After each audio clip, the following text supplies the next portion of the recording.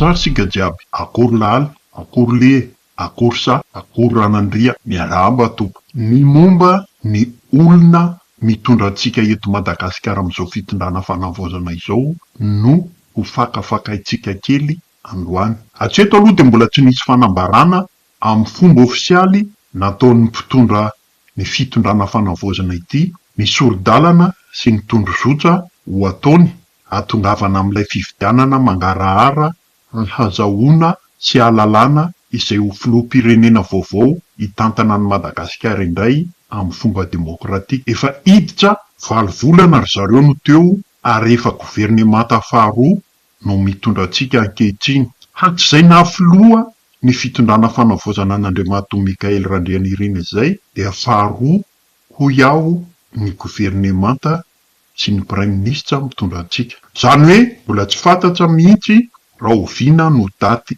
isian'io fifidianan'io hatreto. Fa toa mbola nambara koa aza fa hanao fikonan-doha hakana ny hevitsy ny antokon'olona sy fikambanana maro samihafa hamaritana ilay fanovana tiana ho atao sy fanavaozana ka saina atao indray ity fitondrana ity. Ny mahagaga koa dia ity natao nanakoako tokoa ilay fihaonam-be no karakarain'ny FFKM hitondrana sy hanangonana ny hevi-bahoaka amin'iny faraparan'ny taona 2024 ny farana teo iny. Amin'ity lazainy hoe fanavaozana ity, iza nefa izy iny izao. Inona ny vokany? I maître Antsa moa no minisitra ny karakara izy iny sy nanakina ny governemanta notarian'Andriamatoa Razafintsalama azy. Izy raha teo no minisitra ny karakara manokana ny fanavaozana na ilay antsoina hoe ministre chargé de la refondation. Tamin'ilay governemanta voalohany iny moa dia teo amin'ny laharana fahatelo ity ministera ity. Hatreto aloha dia tsy hita maty, tsy hita velona izy iny. Ny FFKM rahateo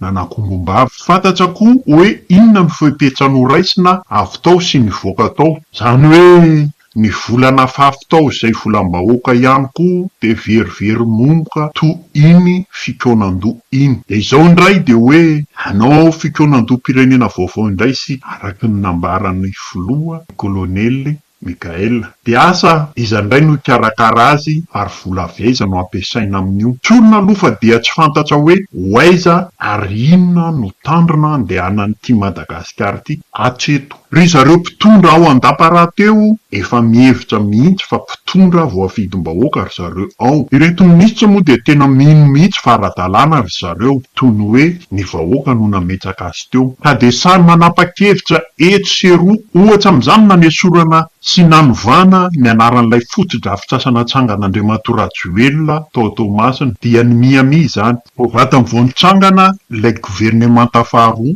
dia taorian'ny fanapahan-kevitra ny fivorian'ny minisitra dia niazakazana novaina avy hatrany ny anaran'ny ity parka Miami ao Toamasina ity ka nosolohan'ny ireto governemanta vaovao ireto hoe Tamatavy 501 na ny anarany ara tsy Tamatavy zany ka niteraka fahasorinana ho an'ny mponina ao atoerana na ilay anarana farafaratsy mbola natao hoe Toamasina fa tsy Tamatavy toy ny hoe Matavy. Asa na natao akamehana loatra na netika fanampo tao amin'ny fivoriana ka izay sendra tao am-bava no natao na dia tsy mifanaraka amin'ilay anaran'ilay faritra misy ilay foto-drafitr'asa akory azy. Koa satria ny mpitondra tamin'izany no namorona azy dia tsy maintsy hovaina hatramin'ny lokony. Raha izay toetraina izay no arahana dia ravainareo koa izany ohatra ny lapany avoloha sy ny anarany satria ny mpitondra taminy izany no nanangana azy izay tena mahamay sy marary anay vahoaka re tompo fondrena meloa sy tadavana vahaolana fa tsy ny anaran'ny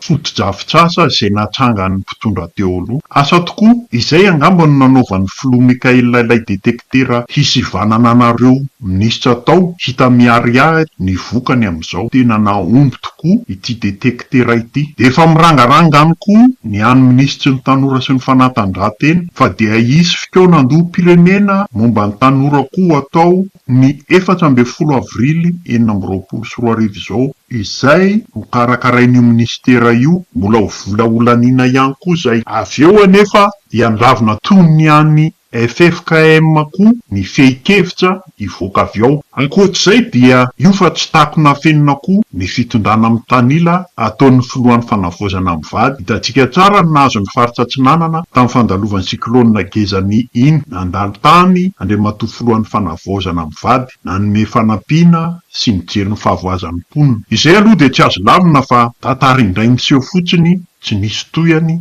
izy iny. Mbola maro anefa ny olatra naveran'izy iny hatramin'izao. Nandalo nanao fitsidihana tany amin'ny faritra nahaterahan'ny Ramatoa Eliza Randrianirina, izay vadiny Andriamatoa Kolonely Mikaela, izy mivady ny 5 avrily tao Iosy, faritra Iorombe, ka nanolotra vola 40 tapitrisa ariary sy 10,520 kilao isaky ny tokantrano, izy mivady rano vaovao voaray avy any atoerana. Rano vaovao voaray avy any atoerana ihany dia i Ramatoa Eliza Randrianirina no nanolotra ireo fanomezana ireo mba hanaovan'ny fokon'olona any atoerana any Iosy fetin'ny Pasika. Volan'izy mivady manokana anefa izay fa raha izay akompoko ny vavaka, fa dia volam-pandrakana sady angamo ny faritra Iorombe voan'ny siklôna, sady noho izy toerana nahaterahan'ny Ramatoa Eliza dia nampireveny hoy ny tanora. Ary ireo vahoaka mbola anaty rano ravatrano ao Toamasina, tsy mba mendrika toanana va, tsy mba mendrika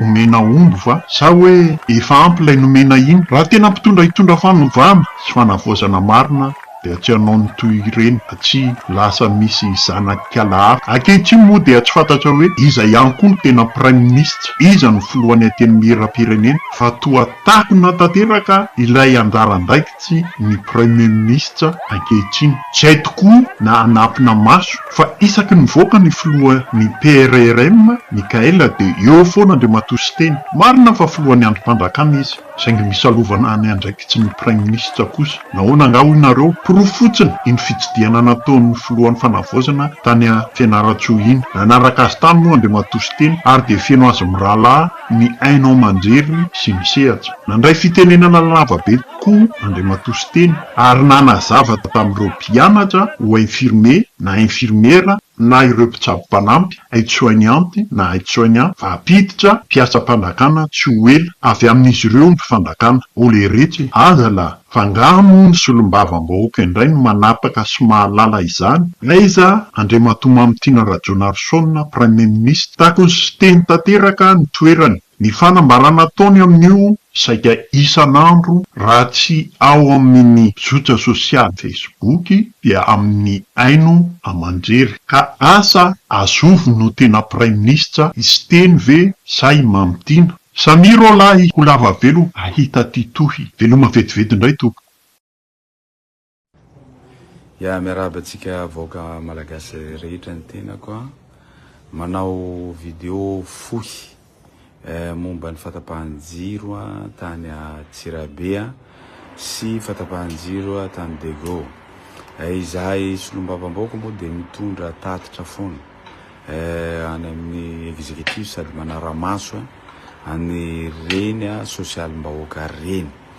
Ka miarahaba antsika tsy akanavaka vahoaka malagasy rehetra na any ambanivohitra izany vahoaka malagasy tsy akanavaka ety an-drenivohitra na tanàn-dehibe na nareo diaspora rehetra manerana ny izao tontolo izao.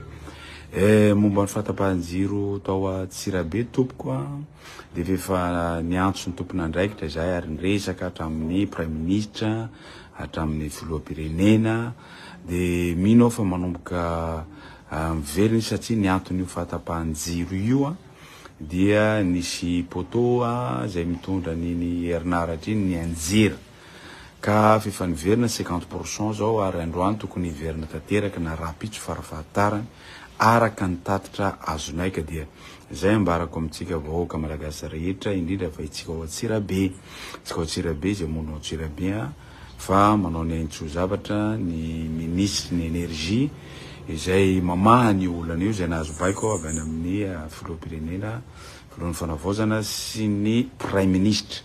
Eto koa moa dia ny aitsika ny Dego heninay ny fitarainana nalefa ny solombavam-bahoaka ny Dego koa ary fifanampitainay tany amin'ny tompona andraikitra koa izay zavatra izay.